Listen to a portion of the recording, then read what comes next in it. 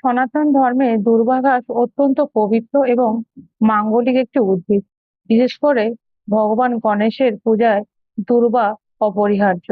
শ্রীমদ্ ভাগবত, বিষ্ণু পুরাণ এবং বেদাঙ্গ থেকে এর আদি ও আধ্যাত্মিক তথ্য নিচে বিস্তারিত প্রদান করা হলো। দূর্বা ঘাসকে এবং এর জন্ম কোথায়? শাস্ত্রের মতে দূর্বা ঘাস কোনো সাধারণ উদ্ভিদ নয়। এটি শ্রী বিষ্ণুর গাত্র রোম এবং সমুদ্র মন্থন থেকে প্রাপ্ত অমৃতের মিলনজাত এক দিব্য শক্তি।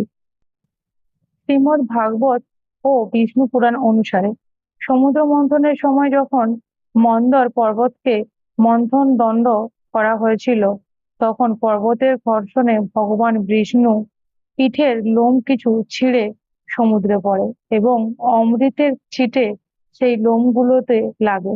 সেই অমৃত সিক্ত বিষ্ণু গাত্র রোম গুলো যখন তীরে এসে পৌঁছায়, তখন তা থেকে দূর্বা ঘাসের জন্ম হয়।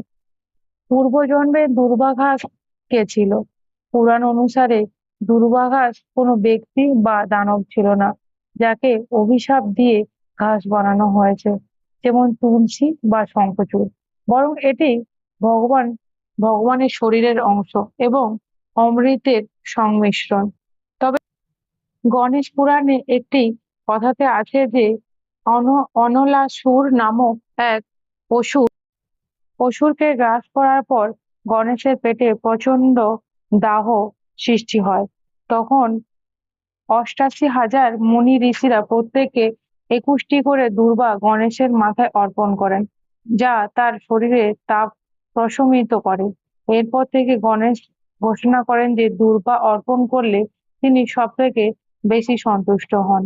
বর্তমানে দূর্বা ঘাস কিভাবে আসলো? শ্রীমদ্ ভাগবতে অষ্টম স্কন্ধে এবং বিষ্ণু পুরাণে প্রথম অংশ অনুযায়ী সমুদ্র মন্থনকালে ক্ষীরোদ সাগর থেকে যখন ঐশ্বরিক বস্তু সমূহ প্রকাশিত হলো, তখন অমৃতের কুম্ভ থেকে কয়েক ফোঁটা অমৃত পৃথিবীতে পড়ে।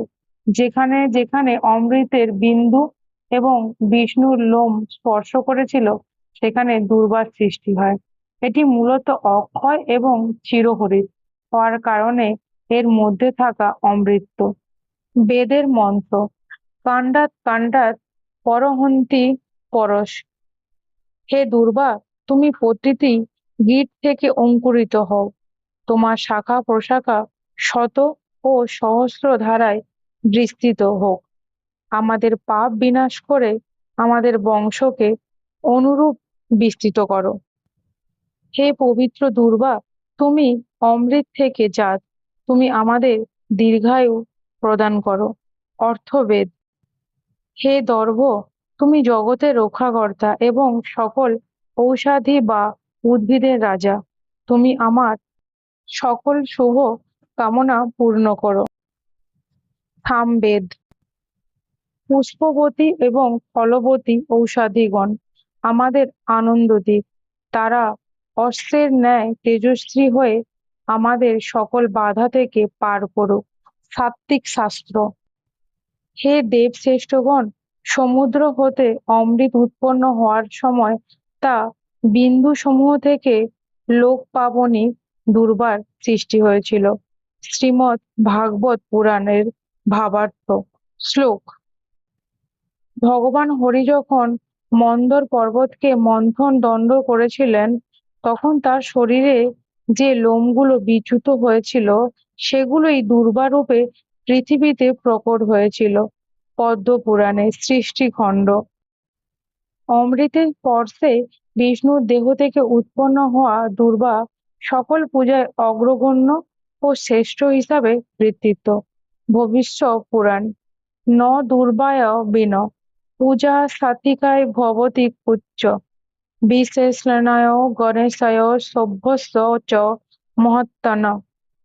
দূর্বা ব্যতীত কোনো পূজাই সার্থক হয় না, বিশেষ করে মহাত্ম গণেশ এবং শিব পুজোর একটি অপরিহার্য। নরসিংহ পুরাণ।